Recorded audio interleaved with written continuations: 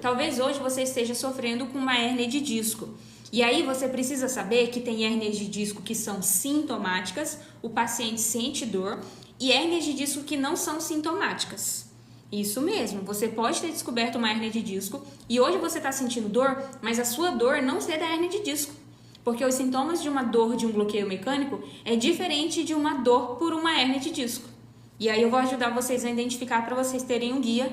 Será que a minha dor é da hérnia ou será que a minha dor é por um bloqueio mecânico? O que é a hérnia de disco em si?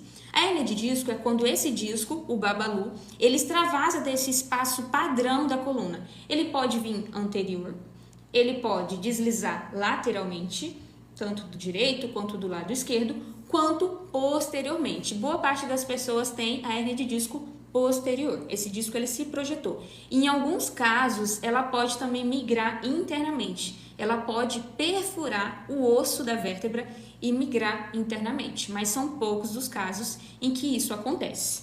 Beleza, Ju, agora eu já sei que eu tenho ossos na minha coluna, que eu possuo disco, e a hérnia de disco é quando existe esse extravasamento do disco. Mas aonde começa a dor? É aí que você tem que entender. O disco ele não dói.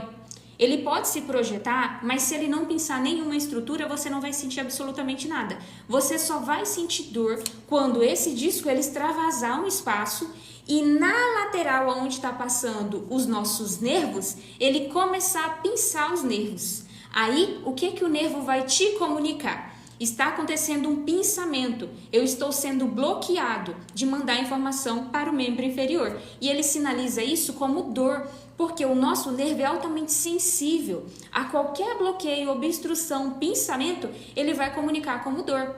E aí, no caso do paciente de hérnia de disco lombar, o que ele vai sentir? Hérnia de disco lombar verdadeira com pinçamento, para frisar isso, ele vai sentir dor em toda a extensão da perna.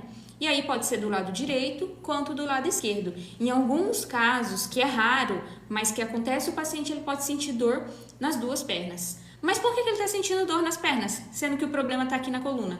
Porque aqui é como se fosse o caule de uma árvore e as nossas pernas seja os galhos. Quando acontece algo no caule da árvore, os galhos eles vão sofrer.